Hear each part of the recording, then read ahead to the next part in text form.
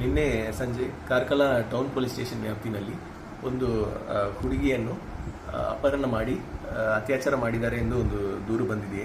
ಕೇಸಿಂದು ಸಾರಾಂಶ ಏನಂದರೆ, ವಿಕ್ಟಿಮ್ ಮತ್ತು ಅಕ್ಯೂಸ್ಡ್ 3 ತಿಂಗಳಾಗಿ ಇನ್ಸ್ಟಾಗ್ರಾಮ್ನಲ್ಲಿ ಪರಿಚಯ ಇದ್ದರು. ಆರೋಪಿಯಾದ ಅಲ್ತಾಫ್ ವಿಕ್ಟಿಮ್ಗೆ ಕಾಲ್ ಮಾಡಿ ನಿನ್ನೆ ಒಂದು ಕಡೆ ಬರಕ್ಕೆ ಹೇಳ್ತಾ ಇದ್ದಾನೆ, ವಿಕ್ಟಿಮ್ ಕೆಲಸ ಮಾಡುವ ಕಡೆಗೆ.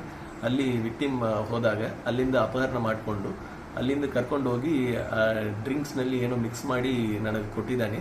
ಅದೇ ಸಂದರ್ಭದಲ್ಲಿ ನನಗೆ ಅತ್ಯಾಚಾರ ಮಾಡಿದ್ದಾನೆ ಎಂದು ಕೇಸ್ ಕೊಟ್ಟಿದ್ದಾರೆ. ಇದರ ಸಲುವಾಗಿ ಆರೋಪಿ ಅಲ್ತಾಫ್ ಮತ್ತು ಡ್ರಿಂಕ್ಸನ್ನು ಬಿಯರ್ ಬಾಟಲ್ ಮತ್ತು ಡ್ರಿಂಕ್ಸನ್ನು ತಂದು ಕೊಟ್ಟಿರುವ ಇನ್ನೊಂದು ಆರೋಪಿಯಾದ ಸುವೇರಾ ಅವರನ್ನು ಮತ್ತು ಅವರಿಬ್ಬರು ಬಳಸಿರುವ ಗಾಡಿಗಳನ್ನು ಈಗಾಗಲೇ ಸೀಸ್ ಮಾಡಲಾಗಿದೆ. ವಿಕ್ಟಿಮ್ ಈಗ ಹಾಸ್ಪಿಟಲ್ ಟ್ರೀಟ್ಮೆಂಟ್ಗೆ KMC ಮಣಿಪಾಲ್ಗೆ ಶಿಫ್ಟ್ ಮಾಡಲಾಗಿದೆ.